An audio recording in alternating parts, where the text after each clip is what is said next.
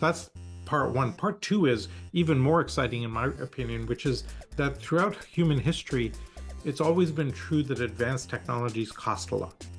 And only a government or a big corporate lab could do R&D, launch new products and services.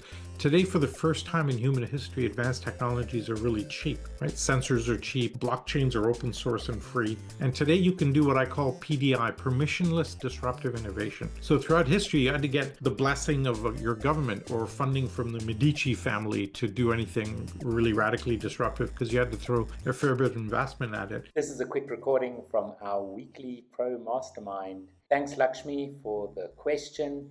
And if you want to join us, you can find the link down in the description below. We've been thinking about that for quite a while, and it comes up quite frequently.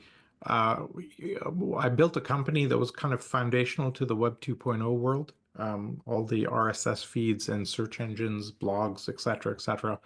And, when we first created the internet, we thought it would be this phenomenally democratic and open opportunity for everybody type of thing.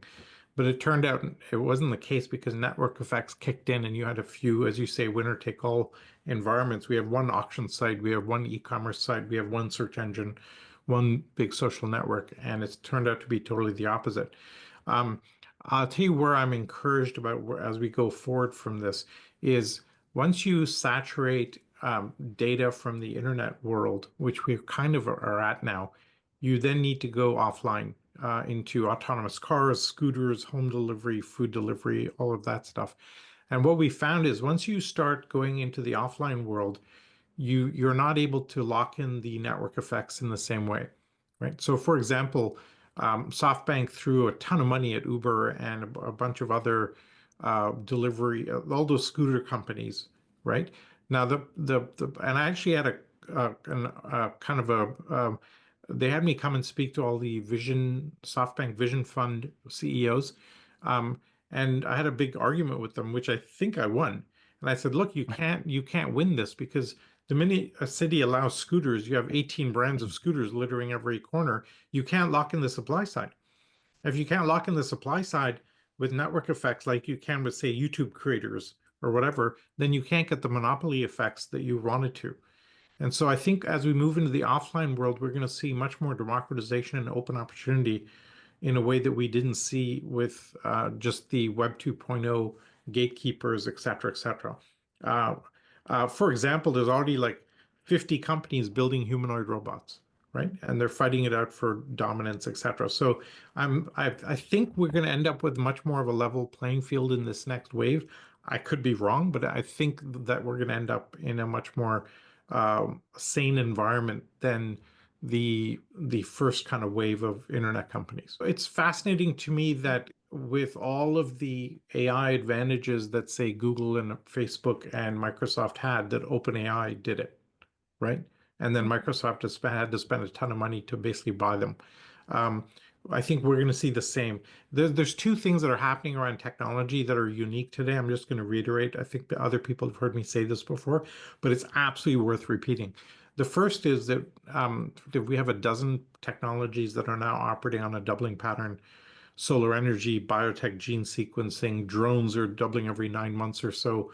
In neuroscience, the resolution at which we can image the brain is doubling roughly about every year. And this has never been seen before, that we have so many technologies all on an exponential growth pathway, underpinned by the computational layer, right? Because we're turning all of that into this. So that's one thing that's completely unique throughout human history. Maybe at one point some technology is accelerating or another. We've never had this many all at the same time. So that's part one. Part two is even more exciting, in my opinion, which is that throughout human history, it's always been true that advanced technologies cost a lot. And only a government or a big corporate lab could do R&D, launch new products and services. Today, for the first time in human history, advanced technologies are really cheap, right? Sensors are cheap, blockchains are open source and free. And today you can do what I call PDI, Permissionless Disruptive Innovation. So throughout history, you had to get the blessing of your government or funding from the Medici family to do anything really radically disruptive, because you had to throw a fair bit of investment at it. Take Ethereum. Vitalik gets together with a few friends, they ignore their professors, and boom, you have a $400 billion ecosystem. which I would argue nobody in the world understands, right? And so you've got this unbelievable, whether another example would be AI, where if you spend $20 a month or $1 million a month, you're getting roughly the same result, right? You're not differentiating by how much you spend on it. Now, in say areas like quantum computing, where you guys are focused, obviously there are capital expenses and R&D that are pretty deep that will make a difference. In deep tech, you are having a lot of capital expense go into things, but even that's changing, say with AlphaFold and biotech and all the AI algorithms that are going to find new materials, etc. I've just come across a startup that may actually have solved molecular manufacturing. That means you can assemble anything for molecule by molecule from the ground up. And it's if that actually works, then we'll be able to build anything for about $1 a pound, um, whether it's a computer or whether it's a car or whatever. That's kind of nuts when you think about the implications of that. So the the as we think about where we're going, I think there's so much more opportunity for the upstarts. And I think we're going to see, because they can experiment and take bigger risks, uh, like say Elon beats out Boeing and Lockheed Martin in building any kind of space vehicle, right? We're going to see 1,000 times that coming out of every corner of the world. So that's now we have an optimism bias, so take that with that filter. But we're really excited about what's coming. And there's one last thing I want to mention around this, because then people go, "Oh my God, but people could do bad things with all this technology." And yes, they could. My favorite little research anecdote around this is back in the early 2000s, with the prevalence of eBay and Craigslist. It was the first time in human history that you could study human nature at scale. So if whether you do a positive transaction on eBay or a fraudulent transaction on eBay is just as easy. I could mask my email address pretty easily put a picture of a MacBook up. You send me $1,000 and I'm off to Fiji, right? And so for the first time, you could actually study human nature across a large number of transactions. So researchers, social researchers, and anthropologists started studying these systems to ask the question, what's the actual ratio, right?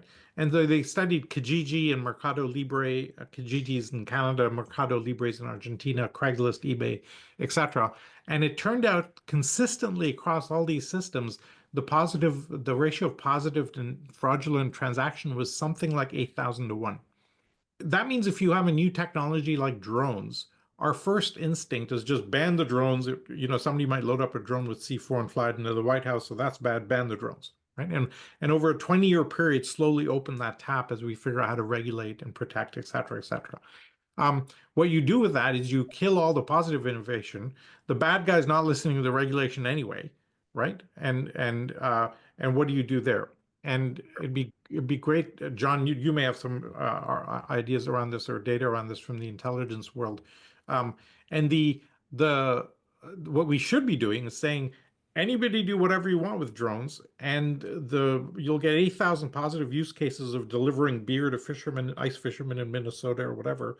And then you can police the negative ones very easily because they'll show up very quickly, right? And we've seen this, say, in the biotech world with the Asilomar guidelines, where in the 70s, all the biotech folks got together and said, all right, let's get together and self-regulate. If you're dealing with an infectious substance, what should you keep around you to protect? And if there's a spill, who should you call? How do you neutralize the area? Da, da, da, da, da. And in like 50 years, we've not seen a major accident in biotech, right? So overall, we've seen enormous positive potential for that. Um, the intelligence services have done actually a very clever job of dealing with this democratization of technology, where if you have like nuclear weapons, you know how many there are, you know where they are, you try and put eyes on it, right? But when you have a more democratic and unregulatable environment like biotech, what they're doing is actually funding the biotech communities and opening them up, because anybody doing anything dodgy has to collaborate with a few people, and you find out really quickly. And the community wants those people to be out anyway, and so the community helps out in tracking those, and that's how they're dealing with the potential threats in some of those areas. So there's some really positive things happening overall. Again, I have an optimism filter and a bias, so just take that as read. If you enjoyed this, click the thumbs up and subscribe for more videos just like it. The algorithm thinks you'll enjoy this video next.